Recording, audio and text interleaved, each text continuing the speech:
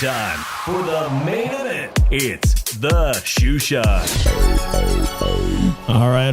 ¿Qué ondas, vatos locos? It's your boy Dave from the Shoe Shine, coming to you all the way from my new casa in Las Vegas. All right, there we go. We got my co-host all the way from the city of brotherly love, Philly Irish Drew Evo. ¿Qué pasa, homie? Hey, what's up, Dave? Drew, I don't know. You can't see me on Skype. I thank everybody that's joining us, even if you're going to be coming into the show on recap. Big changes, obviously, to your boy Dave's life. Over here behind you, you see the new setup. Well, this ain't the new setup. There's a huge echo from these ceilings, which I'm not used to that, man. Shout out to everybody joining us. Chicano Prophet from Al Chile JC. Shout out to Ringside Reporter Jose El Compita. Thank you for joining us. If you guys want to tap in today, you guys can call. The phone line's already set up for 702-710-3627. Drew, it's been a crazy 2 weeks, and you know right now this echo is driving me crazy. Let me know, guys. The internet is not as good as I thought it was going to be here. Drew, I've been telling you about it. The internet in Las Vegas, Cox, it sucks. It sucks, you know what? I'm shocked, man. In other words, he's saying he has McDonald's Wi-Fi. Yeah, I mean, I just checked right now, and I'm streaming at 200 on the Wi-Fi, and I had 1 gig in San Jose, and guys, if it's streaming like shit, let me know. If it's stuttering, I have no clue if it's streaming. One thing for sure is, as soon as I get my office set up, you guys won't have to hear. I'm hearing the echo, the reverb in my headphones, so we're going to get away from that. It's been a crazy 2 weeks. It's been a great 2 weeks, actually, for the sport of boxing. I don't know if you guys believe all the bullshit you've been hearing. I don't know what to believe, Drew, but I wanted to ask you before we get into this Saturday's great fights that I saw chilling in my new house's living room. If the Jake Paul-Tommy Fury fight last Sunday, that Sunday I was driving, I had all my casual boxing friends, and you know who that is, shit. Shout out to Me Truck Mike, shout out to Speech Impediment Man. Everybody who's calling me while I'm driving to Las Vegas in a fucking blizzard. Drew, it was snowing half my drive to Las Vegas. I was driving without 4x4. Up snow, thinking, fuck, I'm gonna die.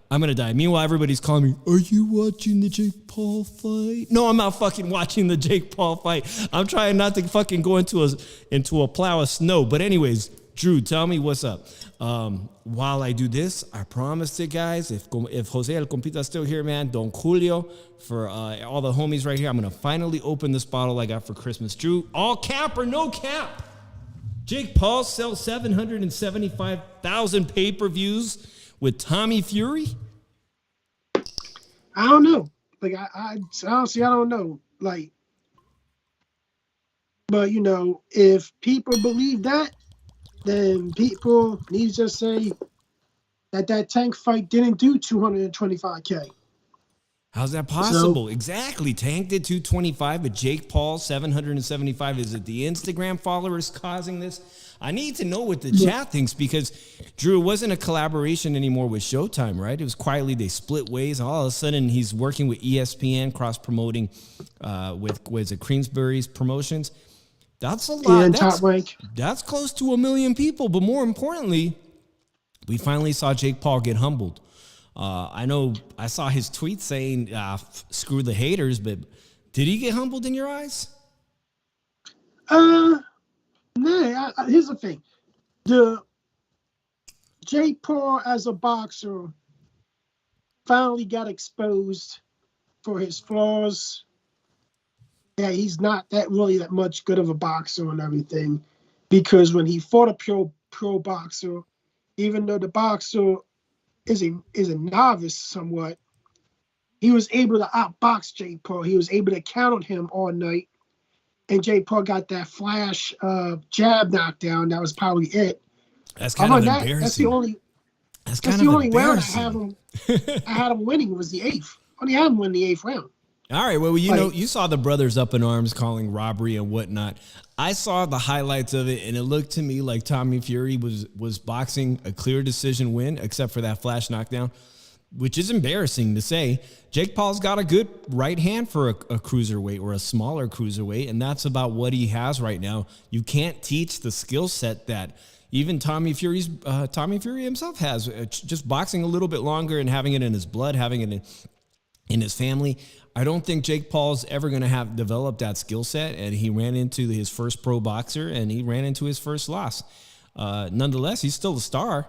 So the truth, will boxing promotion companies pony up the money to see this rematch? Here's the thing. I think the Jake Paul war is over. Like, people, if any, bought his pay-per-view. They only bought to watch him lose. Now he lost. Let's go back to Fire Sticks. Let's go back to illegal stream sites and just watch Jake Paul fight now. Not pay a dime to watch it now, because tell you the truth, man, he lost already. Like, this little, social media, YouTube boxing bullshit is slowly going to go away now because Jake Paul lost. And now, they're trying to put up tag team boxing. Like, come on, guys. Like, when I say that this sport was on life support, this shit makes it worse on the sport. Having YouTubers fight each other, having fucking tag team boxing, and the thing about it is, you can get killed fighting easily, or brain damage or anything. True. And these guys are just fucking like this is a fucking game, and it's not. I have to tell you, Drew, I'm not a big wrestling fan. You won't catch me watching wrestling these days, but the idea of YouTubers doing what you just said, tag team boxing match, I think I'd get a good laugh out of that. I'm not too concerned if they get physically hurt, because I don't know. At this point, it is what it is. It's a circus entertainment to me. So if they want to go ahead and do it on DAZN's Misfits Boxing or whatever shoddy promotional company, so be it. Go for it, man. Knock your asses off if that's what you guys want to do with your free time. I look at it like this. Why does DAZN do this and expect the public to pay $225 a year to $25 a month for bullshit like this? Ooh, you bring up a good point, Drew. So I've just moved into my new house in Las Vegas. I had to reevaluate everything I want to spend my money on. It's like I had to think about the money, start going through everything I was spending on living in the Bay Area, Silicon Valley, Drew, and I had to make a decision. I gave up television. I'm like, well, how much television do I fucking watch these days, right? I'm not giving up internet. I need that to produce this show. I need that to watch everybody needs the internet. DAZN. I hit the DAZN thing to watch this weekend's fights, and I get that alert. It says, do you want to change your plan now? Because if you don't, things are going to change in March, Drew. And I hit that button accepting the new terms. So I guess I'm locked in for another 12 months. My fucking mistake was that I started with DAZN at $9.99 and I missed that alert. I just blatantly ignored it. That said, hey, you got a chance to lock in your $9.99 grandfathered plan. And now I'm paying what? I'm going to be paying $200. Like I could have been paying $120, but now I'll be paying $220 for the next year. I still think there's value in it. Guys, I still think there's a lot of value in what DAZN is doing. I even, fuck DAZN, but shit, my mom gets to watch boxing because of my DAZN password. I don't know how long it'll be before Netflix, DAZN goes the Netflix route and starts bashing, getting after people for sharing their passwords, but it is what it is, man. I've got that, and shout out to my boy Truck Mike who hooked me up with that, what do you call those little things, the little Fire Sticks, because I did get to watch. Now, I mentioned I don't have TV anymore, so because of my boy hooking me up, I got to watch that Showtime fight this Saturday. And I put up this as a thumbnail, Drew, but I have to tell you, man, in 2023, I feel that the pressure put on Steven Espinoza has been tremendous over at Showtime. And I feel like they've delivered some really, really good fights. And coming up in just a couple of weeks here in Las Vegas, we're going to see an example of that. We're going to see the top of the cream of the crop at 168 pounds. We're going to see Caleb Plant, who already got that Canelo lottery ticket, against the guy that's called the boogeyman of the 168 division, former super middleweight champ, David Benavidez, man. That is a great example. And even when you go down below in the card, Drew, Jesus Ramos Jr. that we've interviewed He'll be fighting Joey Spencer, right? Spencer. Joey Spencer. Joey Chestnut's the food eating champion. Joey Spencer. The tequila is hitting me. Guys, the phone line is open if you want to chime in on this. Do you think Jake Paul and Tommy Fury 775Ks is even remotely possible? Is it globally? Was it U.S.? Is he actually doing better than Tank Davis? Is he, Drew? Like I look at it like this. When it comes to this, like Stephen Esposito has to step up the cards and everything. Right. He's got to start matching up. He's got to start matching up more of his top prospects against each other. It's gonna be like, hey, you gotta win your spot on here, or you're gonna drop you. But like, I was watching I was watching something on YouTube a couple weeks ago, and it was Jose Benavidez Sr. bashing Canelo's return fight with potentially John Ryder. Oh, this guy, he's ducking the big challenges and everything. Here's the thing. Jose Benavidez really needs to keep his mouth shut for the good of his kid, because everything that he is saying out his mouth doesn't make sense. It's stupid. He's really putting a lot of heat on his kid. He's turning into Teofimo Sr. He really is. Like, if you look at the past Canelo fights, they're all better than fucking David Benavidez fights. I'm sorry. David Benavidez is finally fighting somebody in Caleb Plant. Mm-hmm. And then his dad has no reason to talk shit about a resume. And he's the boogeyman. Because when you had opportunities to pick fights, you didn't take them. And when name like Demetrius Andre came up, they priced themselves out. They said they wanted a great fight. They wanted 7 to 10 million. I'm excited about that, Drew. It'll be the first time I'll be a Las Vegas resident. I hope to go get a gimbal and actually just go interview random people walking out. If you guys have any connections, if you know anybody, because I heard that the tickets for this fight, Drew, were going for like hot potatoes. Then I found out that they were actually scaling back MGM Grand seats, so it would appear that they were selling like hotcakes. Now I'm hearing from some ticket people that there could be a last minute giveaway just to make it appear that they sold out. And that's what I'm hoping to get on, Drew. I'm not trying to pay $300 for nosebleeds. Hook a guy up. Tell me how to get these media credentials for the Shoe Shine, because I want to be a part of it. I know for one thing, I'm going to call Jesus Ramos and see if I can go down and film his training camp. He should be bringing his training camp for the last 2 weeks, maybe next week, to Las Vegas. I'll do whatever it takes, Drew. Like, I look at it like this. And that fight's going to be in Vegas. We're going to see Sweet Hands versus the halfway Mexican monster. Oh, okay. You're on that camp that he's half Mexican, the halfway. he ain't for Mexican. You Ecuadorian and Mexican, dude. You can't call yourself the Mexican monster. You call yourself the Latino monster if you want, or the Hispanic monster if you want. 50%. Call yourself one of those.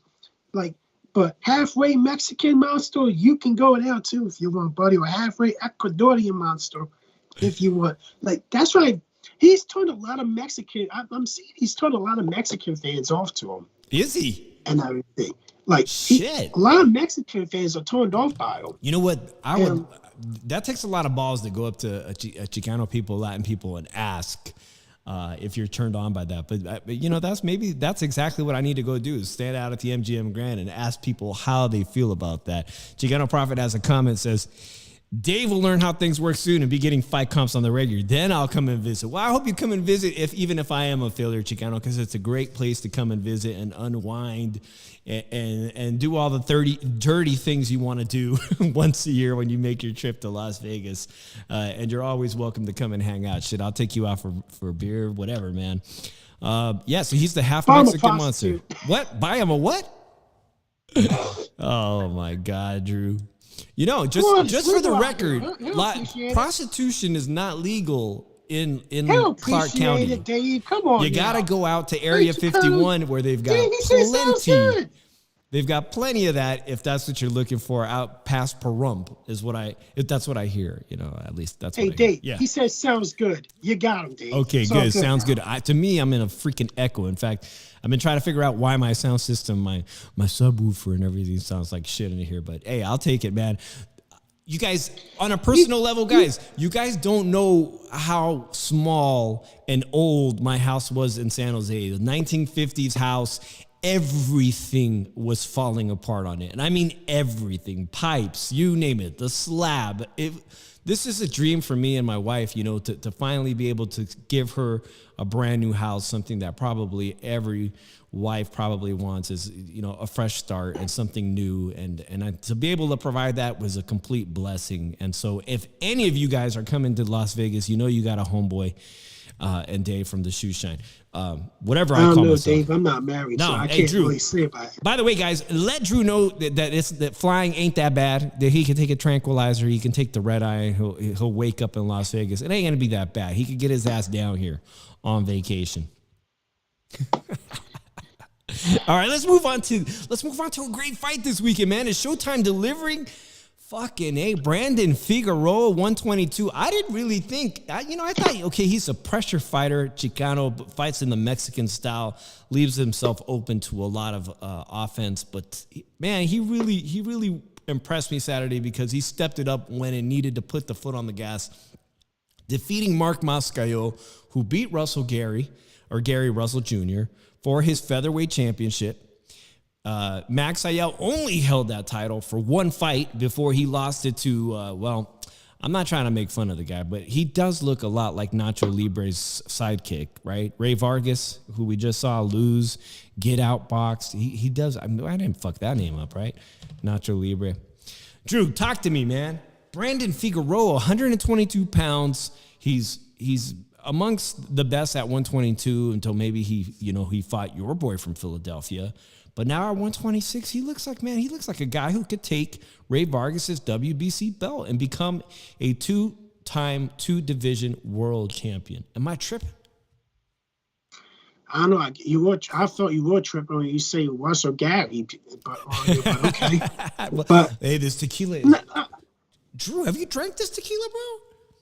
What the hell is it? This is Don Julio 70. This is like Cristalino añejo. It's sweet. You don't even have to. You don't drink lime. You don't do tequila.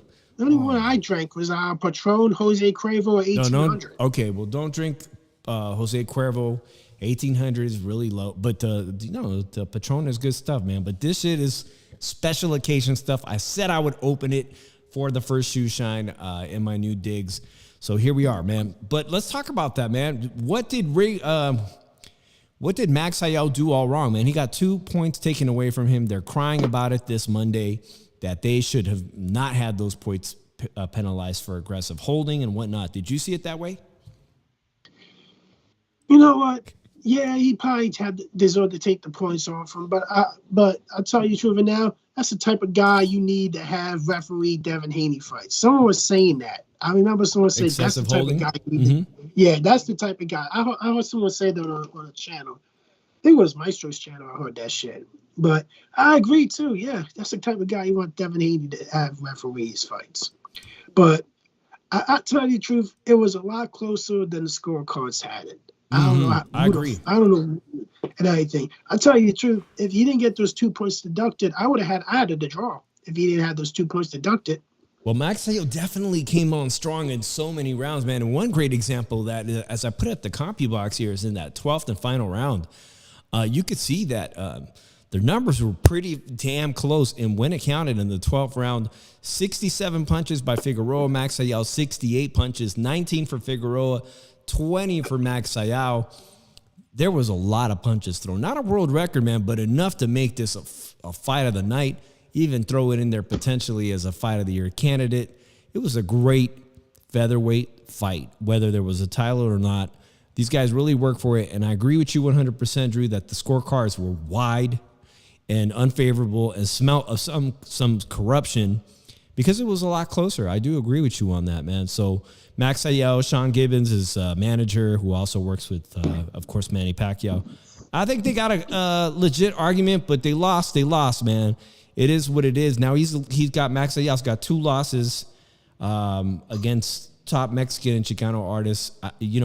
He's still somebody that can get some good fights at featherweight. But as far as being a featherweight champion now with the likes of Bronco Lara and, all these great featherweight champions, 3 of the 4 belts are being held right now by Mexican champions. And Brandon Figueroa will get a chance. It looks like he's going to be getting a chance against Rey Vargas, man. By the way, how do you feel about that? Rey Vargas, unlike Navarrete that we talked about him, he goes up to 130, challenges for a 3rd title, loses handily, gets kind of schooled, but he gets to keep his belt, man. He said, "No, I'll still defend my 126 title. Don't take that away from me."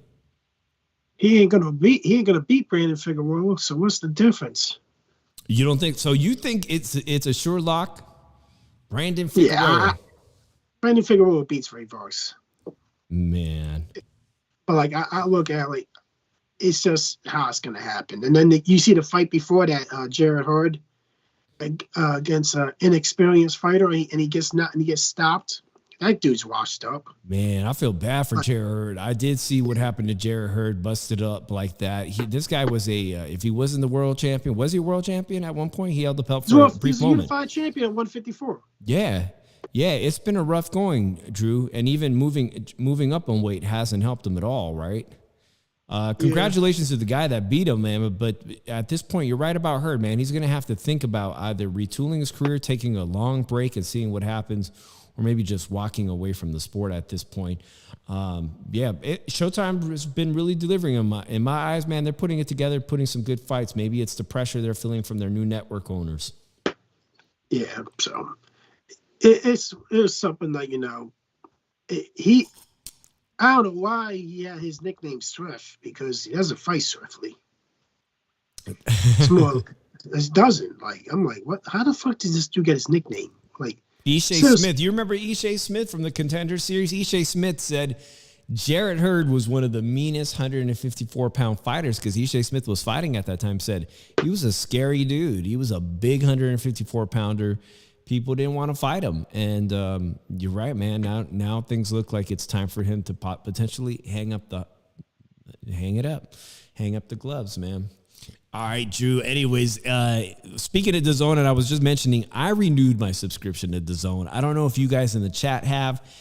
Let me know, man. Hit us up, man. Give us a phone call at 702-710-3627. Is it worth keeping the DAZN, subscription, or just trying to watch it however you watch it, man?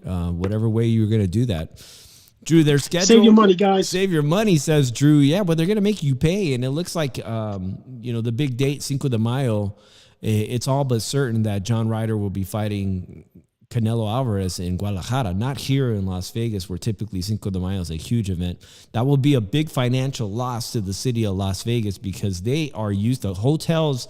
Love Canelo, man. There is so much money generated around his Cinco de Mayo and September 16th fights.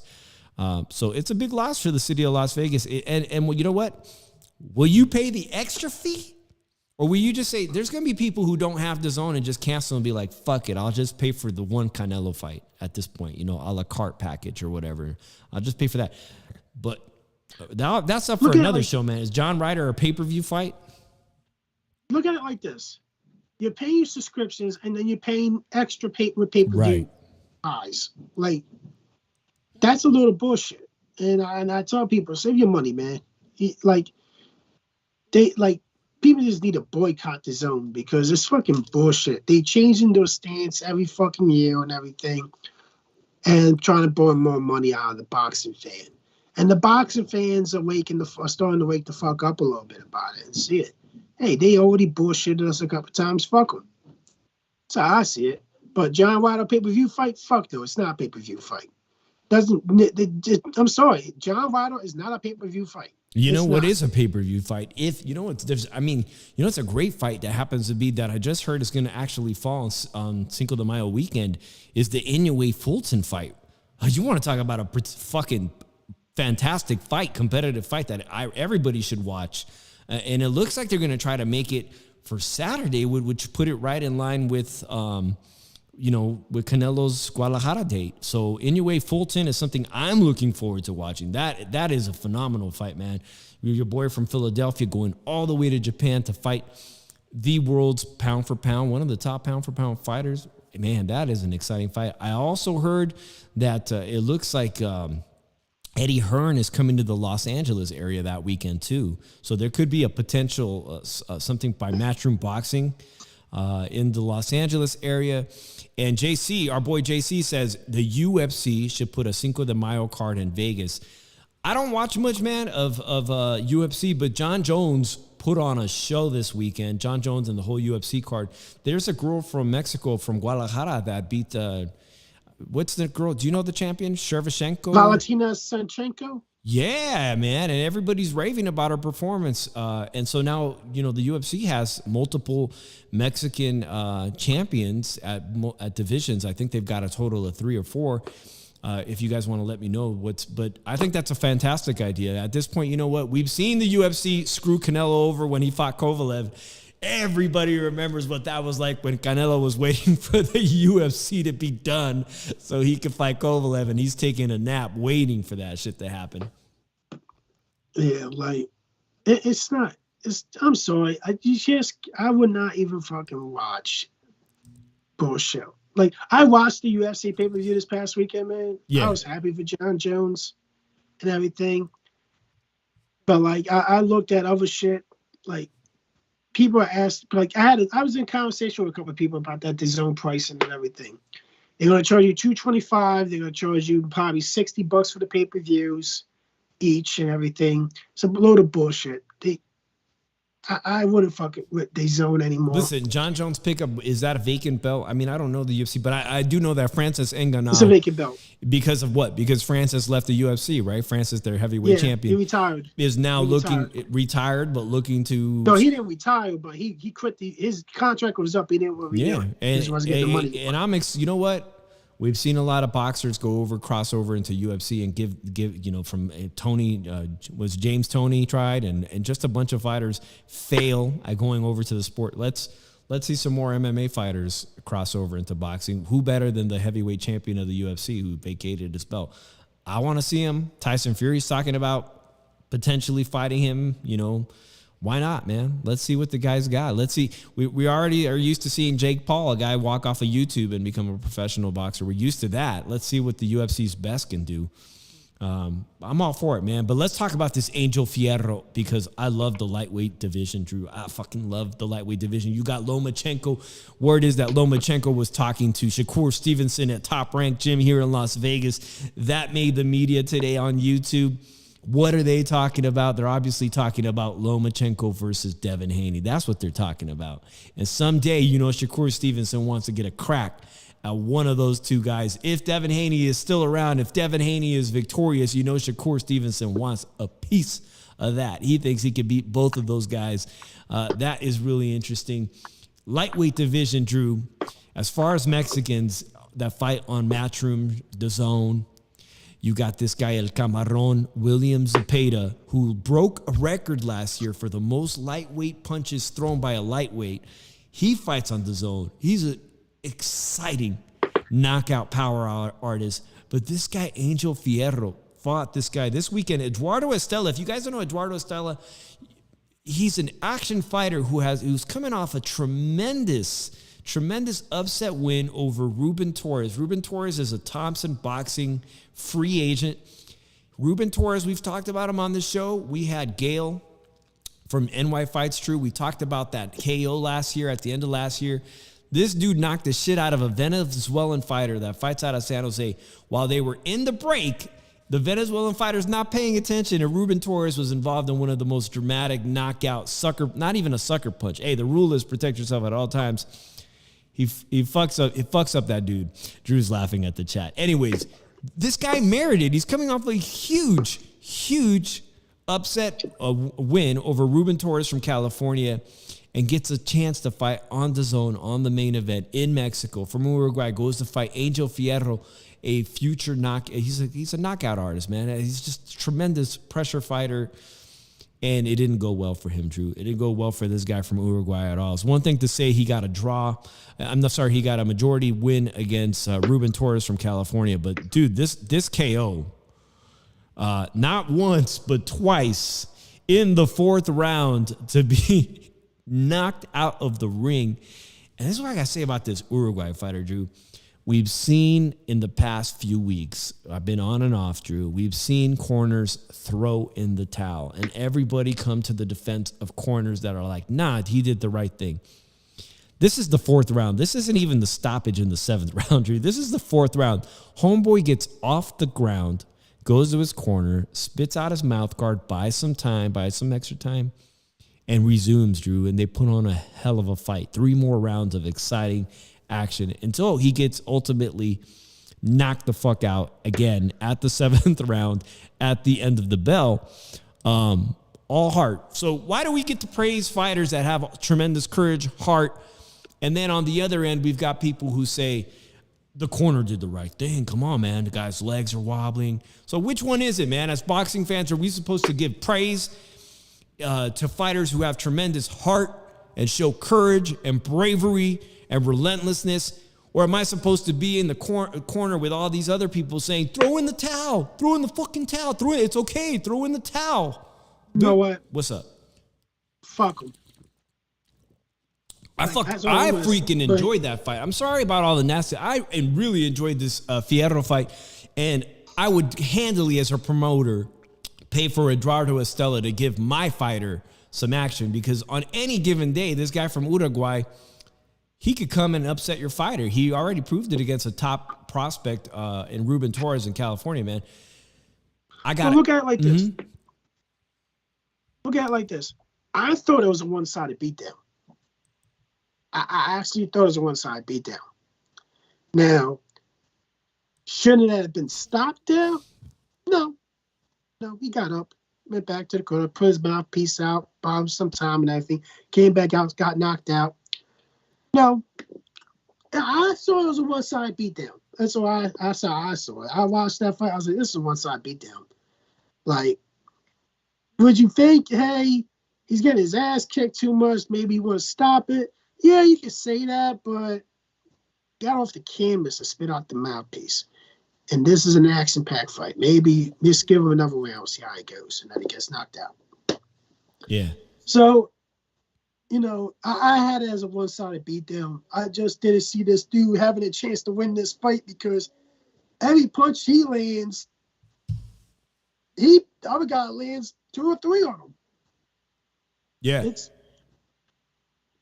how I saw it. Well, listen, I just want to give, a little bit of praise and kudos to Eduardo Estella from Uruguay from showing up and coming to fight in Mexico. He's from Uruguay. He came to fight. He didn't come down to back down from a fight. And he only has one other career loss. And it's interesting. I had to go to BoxRec to see who he has a loss to. And that's El Bronco Lara, who just won the featherweight division championship by flying over to the UK. And that's what these kind of fighters from South America, Mexico, that's what they got to do, man. It's not like they have the privilege to be fighting and being born and raised in the US. They got to take these tough fights in other people's foreign countries, like Bronco Lara did to win that featherweight title, like he did numerous times in the UK. This guy came to fight in Mexico in someone else's backyard, put on a hell of a show, win, lose, or draw. Like I said, I would pay to see him fight again. And I got to ask the chat, or if you want to drop a comment or leave it on the phone, man. But this guy, Angel Fierro, I've seen him fight now a few times, man, and he looks like he's got all the goods. And if you're going to match him up against somebody at the zone, make the fight with Oscar De La Hoya with William Zepeda, because I don't think William Zepeda is, I'm not sure if he'll ever be a world champion with the likes of Shakur Stevenson, with the likes of Lomachenko, with the likes of Devin Haney. I don't see a path for a fighter like William Zepeda necessarily to win a world title. Maybe get a title shot for reals. He'll get a title shot. He is a top 5 lightweight. But Angel Fierro, this is a guy that's creeping up on that lightweight division real fast. And I would be afraid to put my fighter in there with him. and see what happens. He's yet to be tested against a slick boxer, Drew. But while you got two great Mexican fighters like that, why not, man? Let's see them fight. Put them on DAZN. Do what Showtime is doing. Do what Showtime is doing and put your best fighters against each other right now. Maybe then people will say, I'll pay for DAZN, Drew, because you left DAZN, right? Yes, you damn right I fucking left them. They can go fuck themselves. Oh, my God. Hey, Sonteo Media just joined us. Shout out to my boy, Sonteo Media. I know that we talked a little bit on Twitter about, moving and selling homes and starting fresh. And I appreciate you coming in here. So check out the new crib all the way from the 702. I appreciate you, Sonteo Media, and all the support. Yeah, man, that guy, I'm really looking forward to see Angel Fierro get to more fights this year. I thought it was a great scrap. In combination with the fight Showtime put on, boxing's off to a good start in 2023, man. While 2022, we had a lot of complaints. I'm feeling good about what I'm seeing right now as a spectator, man. I really am, Drew. I don't know how you feel. You should kind of like nodding your head. Don't get ahead of yourself, Dave. Mayweather Sensei joins us. Mayweather Sensei joins us. He says he was a pro soccer player too, Sergio. I'm guessing he's talking about Sergio Maravilla Martinez. He also said I'm a demigod, so let's keep the praising going. Well, listen, Sergio Maravilla Martinez, 46, 47 years old, man. From what I'm reading, he's climbed up the WBA rankings so fast again by beating 4 or 5 guys in fights nobody's really watched. He might get a title fight. It also looks like at middleweight, we're gonna get to see Golovkin be forced to fight Lara, which is hey, man, these guys, a Cuban fighter versus Golovkin, 40 years old, Lara approaching his late 30s. I'll take it, man. Better late than never. I'm very excited about that. And if Sergio Martinez at 46 gets an opportunity to get knocked out by an aging Golovkin, wow. Shit, that's something that you think you'd see only in exhibitions. By the way, have you seen the new Rocky movie yet? The new one? Creed? I haven't seen none of the Creed's movies, to be honest with you, Dave. Yeah, I heard it wasn't too good, man. Today I heard somebody saying that the Jake Paul story is more believable than the shit in Creed. Damn. All right, man. All right, this weekend, there is some DAZN fights. There's some DAZN. You got Smith. I think I was just reading the chart. If you have the DAZN subscription. But more importantly, man, I've been waiting for this fight because Tim Tszyu, you thought Tim Tszyu was going to get a crack at Charlo, who holds all the titles at 154. And somebody tell me what the hell's going on with Charlo and his injuries, man, because Tim Tszyu wasn't going to sit on the sidelines forever. He's going to take on the only guy who's ever beat Charlo, and that's Harrison, right? Harrison, a former world champion himself, the only guy to ever defeat Charlo. This guy's going to go all the way down under, Drew, and I'm not making sexual innuendos, but I'm saying he's going to Australia to fight him, Drew, in the backyard of Tim Tszyu, the great son of the great former champion Tszyu. This is a risky move, man, but if anybody can do this, Drew, Harrison versus Tim Tszyu this weekend. How do you feel about this fight, man? Give me your prediction on this thing. Tony Harrison wins decision. Tony Harrison, all the experience. Look at the height difference, bro. I'm feeling the reach on Tony Harrison. When Tony Harrison comes to perform at his best, he could even beat Charlo, man. Tim Tszyu has never, ever fought. But let's just be real. Before Tim Tszyu came to make his U.S. debut, Drew, he never fought anybody on the world level talent of Harrison, especially a former world champion. But this is a fantastic test to find out if he's got what his father's got in his veins, man. To become a world champion, you got to beat a former world champion. That's the trajectory from contender to world champion. Line up a former world champion and show that you could beat a former world champion to become a world champion. Am I right or am I wrong? What's going on? Yep. And then get beat by somebody by the likes of Ricky Hatton later on in your career. And that's usually the trajectory, but that was a great fight, Drew. Yeah, Ricky Hatton and Tszyu. Oh, man, those were good fights back then, man. This is going to be a very difficult fight for Tim Tszyu. He's in his backyard, so he's going to have that home field advantage, and one that could actually, if it goes the distance, Drew, I think it's going to be very valuable if it's a close fight for Tim Tszyu. This is a fight I do see potentially going the distance, but Tim Tszyu has exhibited slight improvements. We haven't seen much improvements from him because we haven't had an opportunity to see him fight from his U.S. debut. He's not ready for me to be a world champion at 154, but he's got tremendous natural talent and a skill set of raw power and whatnot, tenaciousness. He's been floored.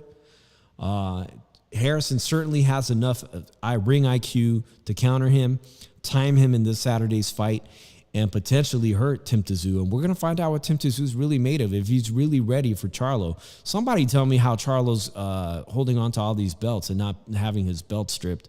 It's been, what, a year? Both of the brothers have been off more than a year now, right? Jamal is like 18 months. I'm surprised. Like, the thing about it is the WBA is stripped Manny Pacquiao after 18 months in activity. And I'm surprised Cinemark didn't strip Charlo yet. I'm surprised he didn't even name Carlos Adonis as the mandatory for Charlo. If you look at it, two bullshit moves. Look at it like that. And like, but here's the thing, man. Whoever he comes back and fight, it's gonna be a bullshit fight that I'm not gonna give a flying fuck about. So the pressure's on. The pressure's going to be on Charlo to start defending his titles, man, because PBC Showtime has got some really good 154-pound contenders. You've got Tim Tszyu, which we're talking about. You've got former champions like Harrison, who I'm sure wouldn't mind a trilogy between Harrison. If Harrison beats Tim Tszyu, we got a trilogy. We have a potential trilogy at this division for him to get another crack at getting all his titles, getting all these titles. I'll be honest with you. I think the winner of this fight is going to wind up fighting Fundora, though. All right, so Fundora just in the news too. Fundora, it turns out, is going to be fighting in Los Angeles. He's from the desert, in California, Fundora, and he'll be fighting a Las Vegas-based fighter who fought Jesus Ramos Jr. And Jesus Ramos Jr.'s got a solid win over Fundora's next opponent. Will be coming up, I think, early summer, Drew. Fundora fighting someone that Jesus Ramos Jr. already beat is not a good look for me. But this guy comes to fight. He's trained by a great Cuban team here in Las Vegas who trains, if you guys know his name, man, the Cuban trainer out of Las Vegas that trains a lot of people, Drew. You know who I'm talking about? Salas. Salas. Yeah. Salas. Yeah. The fighter he's fighting is Salas, who does a lot of great work with a lot of fighters and makes them defensively minded. And usually his fighters, it's not an easy fight for anybody fighting Fundora. But like I said, PBC's got all these top 154-pound contenders, man. And I'm excited to see Fundora, Jesus Ramos Jr. play it out. Then you've got former world champions like Harrison. And where does Tim Tszyu fit in this? Is he going to be up there in the top 5? Charlo's going to have to be forced to defend him. At some point, he's got to defend him against these young contenders, these young lions that are coming up. The only way I see Charlo avoiding these people, Drew, is if him and his brother make a move at the exact same time. And big Charlo moves up to 168. We've all been waiting for that. Well, and little Charlo moves up to middleweight. Fundora will be avoided. You think somewhat? He's very somebody who wants to fight him. Yeah, Tony Harrison was supposed to fight him as a WBC eliminator, and representatives say he was going to fight him, and then he decided to take the Tim Tszyu fight. So figured Tim Tszyu fight would be an easier fight and everything. But Fundora, he's beatable, but you have to really be crafty and have some power to beat him, because he was knocked down. Lubin knocked him down. Yeah. And everything hurt him. But I think you need to have some craftiness. And Tim Tszyu, like we just mentioned, Tim Tszyu will be fighting this week. He's tasted the canvas for the first time in his last professional fight. Yeah. A lot of these guys could be beat on any given night, and a lot of these guys could become world champions on any given night. So I'm ready to see Charlo overcome his injuries and get back in the ring and defend his titles against these young, hungry lions, something I hope PBC will eventually force him to do, Drew, because that division and the middleweight division right now, in my eyes, are being held up by a lot of bullshit, man. A lot of the middleweights just waiting to see if they can get a crack at Canelo at 168, and at 154, you got Charlo injury after injury, not defending all these 4 titles. Like, these guys are looking for a cash out fight too fucking early and everything. Like, that's all they care about. Cash out fight. Well, they see other people getting it. Man, they see Caleb Plant, with his exotic car collection and his muscle car collection. They see the $10 million that he made fighting Canelo. And you can't fault them, but you got to earn that Canelo payday. You got to make it viable for Canelo to be interested in fighting you. And if he's not interested in fighting you, he likes to pick, I hate to say it, but he likes to pick stay busy fights and people like John Ryder. You're not going to convince me John Ryder has a chance, a remote chance of beating him on Cinco de Mayo. Hence why it's in Guadalajara. It's a homecoming fight. It's a showcase fight to show off in front of all the Mexican people. Yeah, I'm going to get hate for that. I'm going to get hate for that. Shout out to my boy Nando Lamos who just joins us. Nando, you're looking at it right here, bro. I'm in the new house. I'm reverberating. The ceilings are high. As Nando says, prepare for the summer of death for me and see if I make it through my first summer. We're just wrapping up our discussion, giving our prediction. Drew, I think Tim Tszyu wins this Saturday. I'm just going to say it. I think Tim Tszyu pulls out a close, narrow victory, one that could smell of rotten, dirty judges. I think he's going to get it, man. We've seen it happen before with Manny Pacquiao when he went down under. It failed him. I'm not saying they're all crooked in Australia, but I think this one's going to favor Harrison against a younger power puncher like that. He better be on his best, man. He better be on his best A game. Because I think Tony Harrison's been on the decline, but that's just me. So we have a difference of opinion here. You say Tony Harrison picks it up. We got a call from the 510. Let's take this phone call real quick. Hey, 510, you're on the show, Sean. What's up, Dave? You got a voice changer? Fuck, dude, that's a nice pad, homie. Congratulations. I appreciate that, Nando. He got the voice changer there. Oh, man. I got a voice changer? Oh, it sounded like it could have been, you know what? It could be my shitty internet. It sounded pretty funny. Even Drew was like, what? I was just saying, Nando sounds like he has a pound of shit in his fucking mouth. Drew thought it was Scream calling us, the guy from Scream. But, man, hey, man, we always enjoy having you on, man. We were talking about all these fights this weekend, man, so chime in on any of them before we get off the air. Brandon Figueroa versus Max Sayel. Does he beat Rey Vargas and become a champion? Is Angel Fierro a real dynamite, dark horse in the lightweight division? And does Tim Tszyu beat the former world champion, man? Any of those things you want to talk about? I don't know if you guys watched the whole, the zone card, man, because I was kind of halfway paying attention because I watched most of the Showtime card. Right. I actually did not watch it. Two guys he fought on that card, dude. He's got two good fucking fighters on. Two good fighters on that card. That Fierro guy and some other guy now named Sugar Nunez. Man, that guy has some power, dude. So he's got two really good Mexican boxers he fought over the weekend, man. Nunez fights at 130, man. So watch out for that guy too, man. I'm gonna watch out for him, and I'm gonna go. I thought he edged it out. I agree with you, man. I think Figueroa edged it out. I think so too, dude. I think each round was close, and I know people are complaining about the scorecards, but that's kind of like sometimes how boxing is, man. Even though you might lose by a lot of rounds, doesn't mean that each round wasn't close. It's just they got to give it to somebody. But I thought Figueroa deserved to win, But yeah, dude, I'm excited for the fight this weekend too, man. With Tim Tszyu and our boy over there from Detroit, man, Harrison. That's gonna be a good fight, man. And honestly, dude, I wouldn't be surprised if Harrison edges it out, man. That guy, he knows how to, get those aggressive boxers in time and knots, man, like he did at Jermell in the first fight. He boxed a beautiful performance against Jermell in that first one, man. But in the second one, it just as exciting, man. Charlo just figured him out, and part of me doubts that Tim Tszyu's got enough ring experience and IQ to be prepared for that. But then another part of me feels like his youth and his power are just going to be enough to win a narrow split decision victory in his hometown. So I could be totally wrong next Monday. Drew has Harrison winning. But you know what? At least Showtime is pressuring people in their roster to fight, man. And that's what I put up on the thumbnail today, that I'm kind of surprised Steven Espinoza and Showtime have been forcing these fighters to fight each other. And maybe that's what it's going to take, man, as TV networks that have say, like ESPN being owned by Disney and saying, hey, man, you guys got to produce or we're going to cut you even further or just get rid of boxing altogether, man. It's time to produce some good fights. You know what, Dave? Hey, the real reason I called in to get in on Drew, man. What's up with your boy Boots, Drew? I told you. That's I kind told you of months ago, offensive, man. He's Nando, that you're saying bullshit. he's a hustler knowing he's from Philly. He's a hustler, homie. Hustler. That's offensive. Hey, who He's do you from think Philly, he's bro. supposed to be on the undercard? Go ahead, Drew.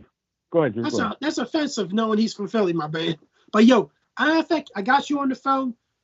We're doing a new segment on here, which I just invented called Philly Special, and we get to pick. You get to pick who is the Philly Special of the week. Are we starting right now? He's starting right now. He's on the phone. He's gonna pick his Philly Special of the week. Go ahead, man. Go ahead, Nando. Get to be the first. What's the Philly winner. special? Like a gambling bet, or what is that? What is No, that, like Drew? a fighter. A guy that did good this week that you thought stand out in front of everybody, man. Come on, Nando, make it I good, had man. two dudes that Fierro. Hey, I'm put Ryan Garcia up there, bro. The guy you love to hate. I'm gonna put Ryan Garcia up there, man, because if it wasn't for him, we wouldn't be getting no Tank fight. Tank, we find some other B-level bum that weekend instead. So now we got a great fight, all thanks to Tank, all thanks to Oscar De La Hoya. So you can thank him, Drew. Because he ain't I think this is going to be on the undercard fighting a nobody. Boots. That's going to be fighting a nobody on the undercard again. He's actually fighting the guy that Karen's beat Rashidi Ellis. Maybe they can find Karen's sister to fight Boots. He's fighting the guy that beat Rashidi Ellis. He's fighting Rocha? He ain't fighting no Rashidi Ellis, dude. He's Come fighting the on, guy bro. that beat You already Rashidi know. Ellis. So he's fighting Alexis Rocha? Just beat Rashidi Ellis. We'll see That about close that. fight that everybody think that Rashidi Ellis won. He's fighting that guy on the undercard. Listen, Joe Habib was. If that's true, Drew, that's a good fight. That's a good fight. But Joe That's a good Habib fight. today brought up some good points, man. He's still I don't believe arguing it. and trying to get some type of announcement out of Showtime, guys. They don't have a venue announced. They should be selling tickets. They should be marketing this fight right now as it is. They've given you a date.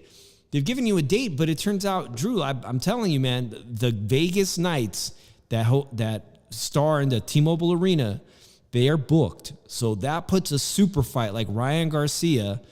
The only place that is available is a small venue like MGM Grand or Mandalay Bay, which hold 10,000, 12 or 17,000 people max. If maybe 7, I don't even think MGM Grand probably holds 15,000.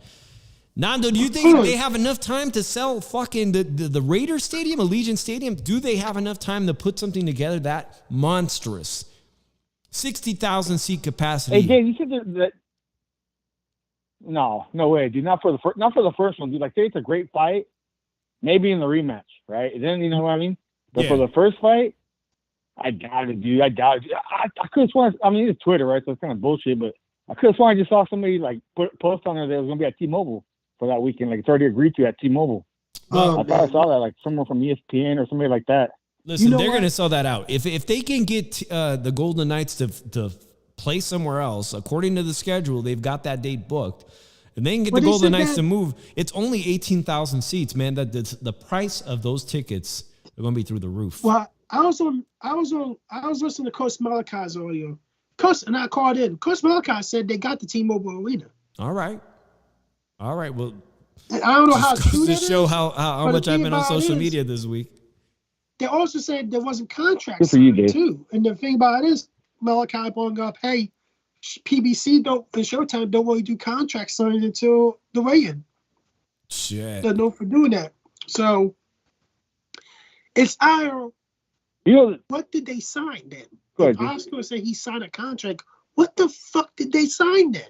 Well, they signed a piece. They took pictures and they're like, "We got it right here. We got it right here." But here's the thing. Here's the thing. We are under 7 weeks for this fight, and we do not have a clear answer about this fight. So, Nanda, you want to go back on that bullshit? That's what the PBC does, though, Drew. I know, but you want to go back on that bullshit you just say for right now, man. They never sell tickets. You never give them away at the end, man. That's what's going on in the Reading Plant, too. They're giving away tickets already. They're giving away tickets? Hey, hook me up. Let me know who's giving away tickets, man. I could use some of them free tickets. That's what I've heard, man. They already did like. I heard that too. I heard that they fronted like they sold a bunch of tickets, and then they opened up the back of the MGM, and they want those seats filled, so they give those away. They comp those to special people, and I for one feel like the shoe shine is special. So give me some free seats already. Oh shit. Nando, by the way, we're talking about Steven Espinoza, Drew, and you're talking about those contracts, man. But Steven Espinoza was talking to Dan Canobio, the son of the CompuBox guy who started it, and he said there's speculation and rumors going around that Spence and Bud Crawford have been talking on the phone. All right, like this is news. They've been talking on the phone and agreed to a purse split. And Steven Espinoza said, all right, that's way too fucking early. Guys, stop. To say that they've already agreed to the fight and it's going to happen at the end of the year, is that all bullshit again, man? To string us all along, us boxing fans, like, oh, don't give up on this fight? Steven Espinoza is saying, yo, calm down. Calm down on this, man. They're trying to make it seem like, the fight's back on. I'm telling you this right now. That fight's not happening. Errol Spence is moving to 154. He's moving to 154. But he is. He's going to fight your boy Thurman. He's going to fight Thurman one time. Like, when the fuck has Keith Thurman been one time? Oh, it was a long time ago. Seriously. So, like, here's the thing, man. That fight's not happening. Everybody give your hopes up. That shit's not happening. Like, Errol Spence ducked him. Call it a day. Errol Sexros, I want to get you butthurt and anything. Have a fucking drink on a couple people, not on me, because I'm not buying you shit. I don't buy stupid people fucking shit. And call it a fucking day. Like, seriously. I think the next person after Rocha that Terrence Crawford's going to fight, it's either going to be on BRK Prime against Bruce Ennis or on DAZN against Roger Ortiz. That's how I see it. This fight's not happening. After he fights Keith Thurman, he's going to 154, Errol Spence. He wants no part of the fucking bullshit. He doesn't. It's how it is. And let's bring up another person because, tell you the truth, I'm tired of talking about Errol Spence because it's just for the last, like, how long has this bullshit been happening? Almost like over a year now, guys, with Bud versus Errol Spence bullshit. I don't want to hear it no more. So look at it like this. I want to see. I know you want to see it now, but tell you the truth, by the time we have any chance I want to see Rocha. I want to see Rocha and Virgil later this year, Drew. That's what I want to see. Yeah, I'm already over the whole Spence versus Bud thing. He wants to watch. Yeah, I'm already over Bud versus Spence. He's gonna watch Rocha get fed to Crawford. That's a good thing. And then that's fine. That's fine. But then they're gonna be Virgil though. I mean, he's got to sign on with GBP. He's got to sign with Golden Boy. Virgil finally go the distance and lose a decision. Nando, that's your dream fight right there. That's a dream fight. Virgil Ortiz versus Rocha on DAZN. They both fight on DAZN. And earlier today, I was saying it's not. No. Well, it's a stellar fight. I agree with you, man. It's a stellar fight between two top contenders. And I was just saying today that I would not mind seeing El Camarón William Zepeda against this Angel Fierro, who also fights on DAZN. These are two monsters at lightweight division that I feel are going to have a very hard time getting world title fights. With Haney being over at the top rank and Lomachenko being and Shakur Stevenson, I feel like those guys are going to have a very difficult time getting anywhere near a title fight. So why not fight each other and make a name for yourself, man? Get your name out there ingrained in the popular public, in the eye of the public. And here's the other thing. L will move up because Virgil's fighting Stanionis for the secondary WBA title. That's going to be for the mandatory shit for Errol Spence's WBA title. If he sticks around. He's moving up then. Well, Drew, your theory if that Spence will never come back down from 154, that he's not only going up there for one time, but to stay there permanent time, then that tells me, if they're close to Charlo, they're Texas guys. Charlo at 154, his days is shortly lived himself, and his brother will have no choice but to move up to super middleweight. He's already said that he'll do it for Canelo Alvarez, so why not do it for the likes of Caleb Plant or do it for the likes of David Morrell or all the great fighters PBC has at 168? It's time to step up and move up. His body's probably outgrown it too, man. So somebody tell the Charlo brothers, move up. Stop playing with us. Defend them titles or step up or move up. I have to put Charlo in with the Resendez guys in June, right? That'd be a good fight for him in June, right? Mm-hmm. And then you can have Jamal fight the winner of Benavidez versus Plant, which would be more realistic for the end of the year. The end of the year, somewhere in December, sometime hopefully towards the end of the year, you can have Jamal face the winner of Caleb Plant versus Benavidez, man. That's a good big fight for everyone involved, man. It's realistic too, because Canelo's kind of, doing his own thing right now, right? He wants to fight Devo later this year, and he's got Ryder in May. So I mean, for PBC, it just makes more sense to for at least for now to keep those fights in house. I agree with Let you, Jamal man. move up to middleweight, man. Or excuse me, Jermel move up. Let Jermel move up, man. If that guy becomes undisputed at middleweight, which shouldn't be too hard, man. Because I favor him over Munguia, over Triple G, over anybody at middleweight, man. Now he's gonna be undisputed at junior middleweight and middleweight. That's a Hall of Fame career right there for Jermel. He shouldn't be fighting prospects anymore, man. He needs to move up to middleweight anyways, man. Like I look at it, like first of all, what the fuck is this TPM shit in the chat? Somebody enlighten me, please. But second of all, like we forgot to mention one other name that's doing the same shit, but he's doing it worse because he's calling out retired guys and semi-retired guys, very inactive guys. Oh shit! And this is a guy that just got cleared by the corrupt WBC of taking that needle. Conor Ben. Oh man! Like seriously, man, he's kind of the joke Ben. Not the destroyer Ben, the joke Ben. Now he's trying to call out Manny Pacquiao, who's been retired. Did an exhibition fight against a YouTuber. Now you want to bring him out of retirement instead of fighting a top contender in the welterweight division. And then, since you didn't get that fight with Chris Eubanks, bringing him down in weight so you can knock him out while juicing and everything, how about you fight Liam Williams, the guy that stopped Chris Eubanks Jr., the guy you were supposed to fight and everything. I seriously, and then you hear guys, fanboying and they say, oh, that's an awesome fight. That's an awesome fight. I can't wait to see that shit, man. I can't wait to see that. What fanboys? UK fanboy? Who's the fanboy of Conor Ben? I know, guys. I know Conor Ben's in the news because he did a big interview with that broadcaster guy. The guy who's Nando knows. Yeah, he did the big broadcast interview. And everything he's claiming in that interview is a load of bullshit regarding that drug that he claims he didn't even know was in his system. Guys, we talked about it here, and you want to know my opinion on it again is, listen, that drug is being marketed by anti-aging doctors in the U.S. Off-market means it's not designed to raise your testosterone, but if you want to get it, just go see an anti-aging doctor and pay him whatever the prescription costs. They will prescribe it for you, and you will double your fucking testosterone. But not only will you double your testosterone, it's made for guys that are having fertility issues. So if you get on real steroids, if you get on testosterone replacement, TRT, you lose the ability to produce sperm, which makes you basically infertile. It shrinks your nuts. You shoot blanks. You shoot blanks, right, Drew? This is something like maybe Conor Ben is planning on adding to his family, and maybe his team's like, dude, this drug is being used off label. And it nearly doubles your testosterone. And you can see in his physique in the past 24 months and his fights, what he's done to his physique and what he's done to his opponents in the ring. And now it all makes sense, right? All right, you're using something that you thought was undetectable.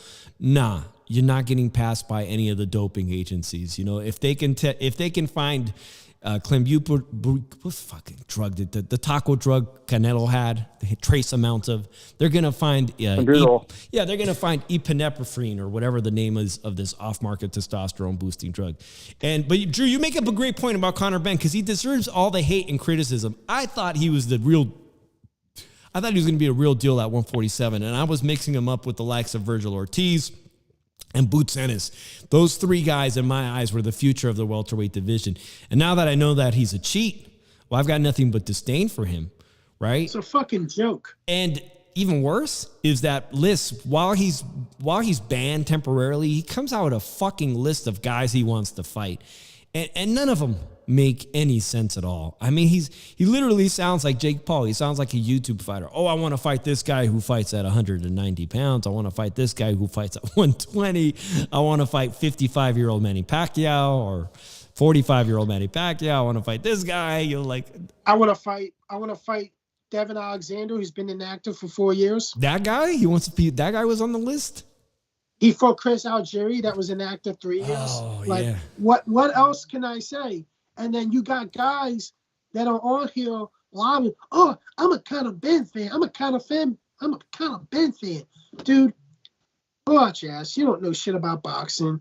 And it looks like you got paid to say some shit because you're poor as shit, probably, and everything. And need some fucking seriously fucking help with your priorities. And here's the fucked up thing.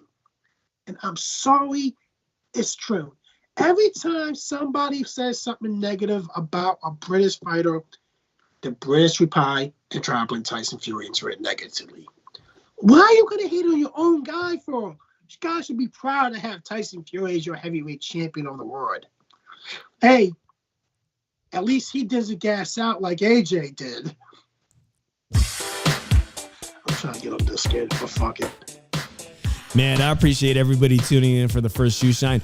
Your boy Dave from the 408. I don't even know what to call myself, man. I've told people, if you know me, you know I was born in San Francisco and then spent half my life in the South Bay, and now I'm here, Sin City, man. So what am I going to do? What am I going to call myself? I'm still your boy Dave from the Shoe Shine. Drew Evo, all the way from the city of brotherly love, Philadelphia.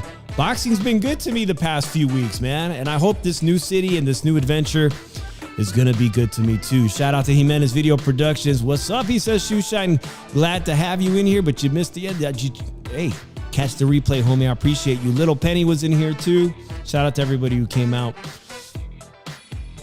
We'll see, Drew. I said I had. Thanks for taking my phone call. Hey, bro, thanks a lot. Of course, the great Nando joining us for this special Shoe Shine edition tonight. Drew, I had Tony Harrison's going to lose this weekend, but I could be entirely wrong. I know one thing for sure. It's a great fight, and I'll be waiting for it. Who knows what time that thing is in Australia. Make sure you find out, guys, because it is an Australian time. But props to him for Tony Harrison for staying relevant as a fighter and saying, I'll fight you in your own backyard, man. That's always appreciated. Drew, your final thoughts? Little Penny, man, I'm gonna have to talk to you about some shit, man, because I saw you in somebody's chat getting humiliated, man. And I want to step in for you, man. But I told a couple people we should step in. They're like, fuck him, let him go. Let him learn his lesson. Gotta help you out next time, man. All right, man. It's your boy Dave and Drew Evo. We'll be back next Monday at 7:30 Pacific Standard Time, 10:30 Eastern Time. Enjoy the weekend of boxing. We'll see you next week. Peace.